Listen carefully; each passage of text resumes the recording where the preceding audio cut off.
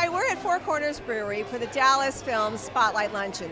Today they're going to be honoring Trammel S with the Stodghill Award, which is awarded annually to a person who has contributed significantly to the art of film in Dallas-Fort Worth.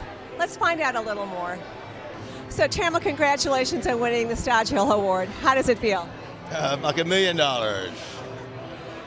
You are a big supporter of Dallas film and the Dallas film community in general.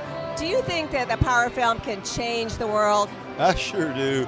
And this is a newer realization for me because I'm old-fashioned and I've clung to the printed word, but this is the way that people will save the world. My opinion on all the environmental issues, but everything else, all the United Nations SDGs. And so you are also a co-founder of EarthX and EarthX Film. Tell us a little bit about that and where you think that's going.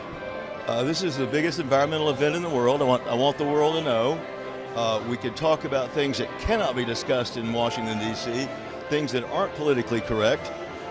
We are a completely even platform to the right and the left, so we have, in these 8 years, brought them together. And I just want to take advantage of your interview to say, y'all come, April 26, 28.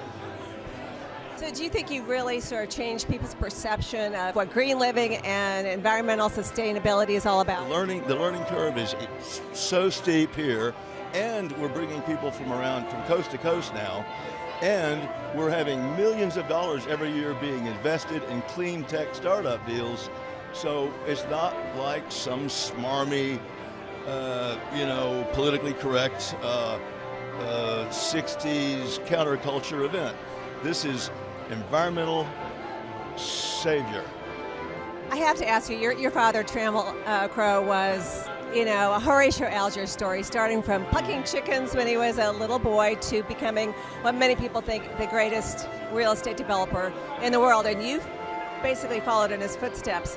Can you share something about your father? I was lucky. I learned at an early age, about 17 years old. I was never going to fill his shoes, so don't try to do that. And don't try to outdo something else. Just be my own man. And he allowed that.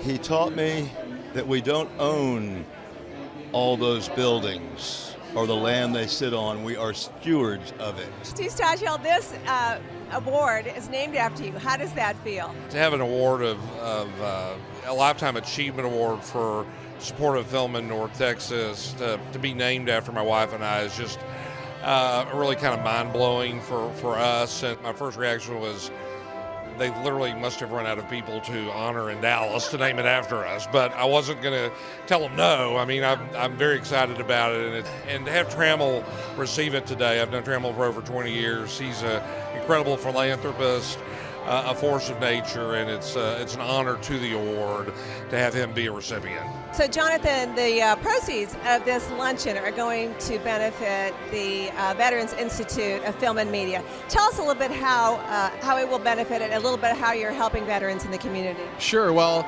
I've always wanted to, I never served in the military, so I always felt it was important for me to serve former military that come back and are trying to make their transition to civilian life, because really many of these amazing people, they've been in since they're 18, so they know nothing about the civilian world, and so the transition is really difficult. And one of the things that I learned was it's not so much about the training as it is the camaraderie, and so it really gives them an opportunity to really coalesce with other vets.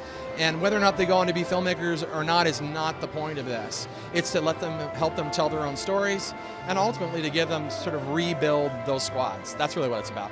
So this is your second year for being president and CEO of both Dallas Film and the Dallas International Film Festival. So what's new on the horizon for it? We looked at what the marketplace was doing, and the marketplace is all reserved seating when you go to a movie. You can go online, click a seat, you've got a seat, right? So we've partnered with Atom Tickets and Vizi, which is a Vista platform, and as far as I know, we'll be the first film festival to be completely reserved seating. So if you buy a Star Pass, it's like getting on a plane. If you buy a Star Pass, there are premium seats that only you can sit in. You can come early, you don't have to stand in line, you can scan your ticket and then go have a mambo taxi at Mi Casino or something and enjoy other things that are going around and really have time to talk to filmmakers and those things. So that is sort of one of the new things that we are bringing to the table this year.